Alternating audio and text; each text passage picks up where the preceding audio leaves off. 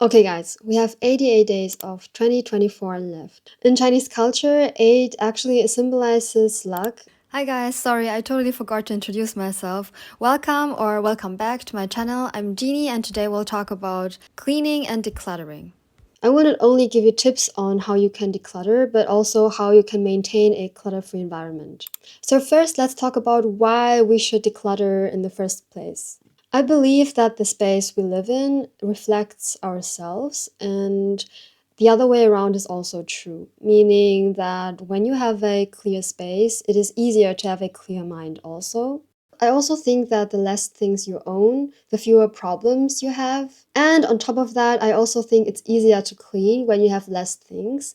And to be honest, like convenience is a very important factor for me when I'm cleaning. If it's convenient, if it's simple, I will be more likely to do it. But I also know that some people love living in the chaos. That's totally fine. I'm not saying that you have to have a clear, minimalistic interior, but I'm assuming that you prefer a minimalistic approach to your home and your environment because you clicked on this video.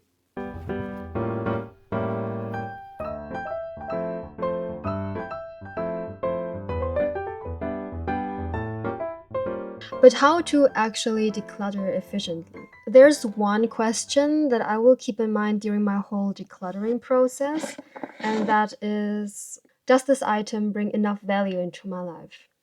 And that's the beauty of this question because value, of course, can be very subjective. Value could mean functionality, but it could also just mean that this item has a certain meaning to it. Okay, guys, I'm just bringing you along now to declutter this little seed. I just put all sorts of random things in here, and I will try to declutter it now once and for all. When I'm decluttering a certain area, my approach kind of always follows the same few steps, which is first I just take out everything and then I take out the things I want and then I'll look at the rest. And now talking about the process itself, there are a few methods that you can try. And the first method is probably the most popular one, which is the 4-box method. And just like the name applies, you have 4 boxes. In my case, I always do it in piles. So basically, you just have 4 containers. It doesn't really matter what kind of container it is. And one container is for things that you definitely want to keep. One is for donating things, one is for selling things, and the last one is for things that you want to get rid of. The way I proceed is I'm asking myself, is this a definite yes? And if it is, of course, it can go to the keep pile. But if it isn't, I will follow along with these questions, which are, is it in a good condition? Does it still work? And if yes, I will either try to sell it or donate it. And when you're deciding between these two, I think it's pretty subjective, but I just think that selling things takes a lot of time. During the period where you're not able to sell it, it still remains in your possession. So this is something you have to keep in mind. Then there's also this game called the minimalist game. So the minimalist game is basically a 30-day challenge where you declutter one thing on day 1, and on day 2 you declutter 2 things, and so on. And I think that's a pretty good method for people that can't let go of things that easily, because you start off slow and then you gain momentum. But you can also start with like 30 days on day 1 and just go from there. And now we come to my favorite method, which is the Marie Kondo method. And in that method, you basically ask yourself, does this item spark joy? In a way, it kind of forces you to ask yourself why you even own things in the first place. But I will come to that question later. I can recommend to clean and declutter every now and then if you have the time to, because consistency definitely pays off over time. I'm guilty of procrastinating having to clean and to declutter, and you wouldn't want to wait until you get visitors to declutter. You could, of course, but then it will become increasingly difficult to overcome that threshold to starting to declutter and clean. What I also recommend is to declutter area by area and starting with the area that has the most clutter. Do you want to say something? No? You don't like it? Okay, sorry. If you're done decluttering, I can recommend to sort your things by their function. and also to put them near the area of usage. Because convenience will definitely increase the chance of you putting your things back to where they belong.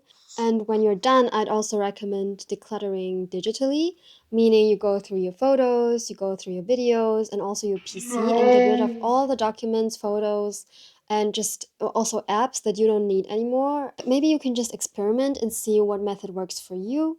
For me, it's definitely a mixture of a few methods, and that's totally okay. Everyone has to figure it out. I started decluttering when I first moved out, and that was 2018.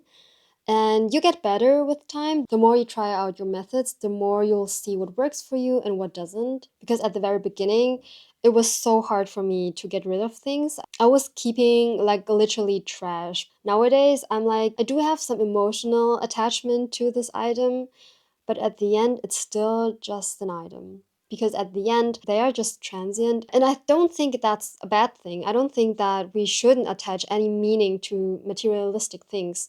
I think that's just kind of in our nature. But I do think that it's good to practice detaching ourselves from materialistic things. Then you'll have more time and more energy to focus on things that are not transient. One question that you could ask yourself while you are decluttering is, would I notice the disappearance of this item?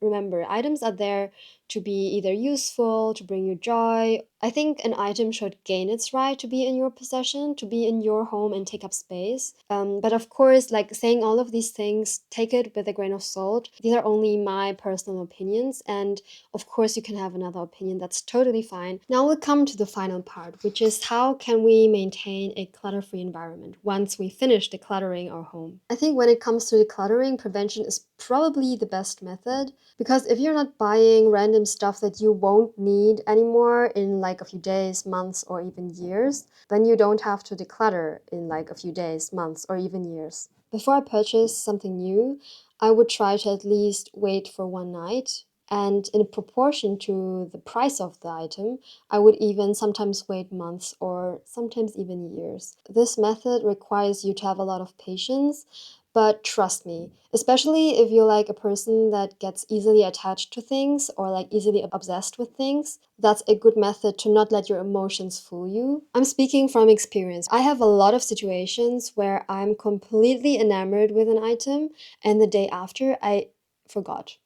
So don't let your emotions fool you, okay? And one last note is, don't underestimate the influence that social media can have on your consumption behavior. For me, I am very easily influenced by social media, so I'll have to also consume social media mindfully. I still have to get better at that. Trends are not bad by any means, but I just mean that we should consume mindfully. And if you do decide to purchase that thing, maybe you can also try to do one in, one out. If you buy one thing, you have to let go of another, just to keep your possessions balanced and in check. That will also challenge the priority of the new item that you want to purchase. And at the end, really go into yourself and ask yourself, why do you want to own things? I can give you an example. I have an excessive collection of plants in my home. And I just came to the conclusion that there's the side of me that just really longs for nature and then wishes to be surrounded by as much greenery and nature as possible. But currently, it's simply not possible, other than me bringing in a lot of plants and just surrounding myself with a lot of plants indoors. In my opinion, it's totally okay to own a lot of things as long as they don't become a burden for yourself and as long as they still bring joy to you. But that's a very personal thing, and that's something for you to decide. But that's also the cool thing about decluttering. It's you who decides what kind of home you want to have. Now we come back to the beginning, where I talk about that our home is basically a reflection of ourselves. Just like my plants reflect my wish to be surrounded by nature. And I think that's a beautiful way of expressing yourself. But at the same time, we should be careful because we are not our things. I think this is a phrase that I wish I would have heard earlier. It's easy to identify in that way, like develop a dependency on your materialistic possessions. If you have any tips on decluttering that I did mention in this video, maybe you have a personal method that works very well for you that you'd like to tell other people, then feel free to comment down below because I'd love to know. And as always, thank you guys so much for watching and see you next week. Bye! Ja, begeistert habe ich angegeben. die fränkische Version. You're decluttering one thing on day 1, and on day 2 you would declutter 2 things, and so on. I think that, so for me, that is definitely not the best. So for me, it's definitely not the best method because I can't be that decisive. I do need my 4 piles, and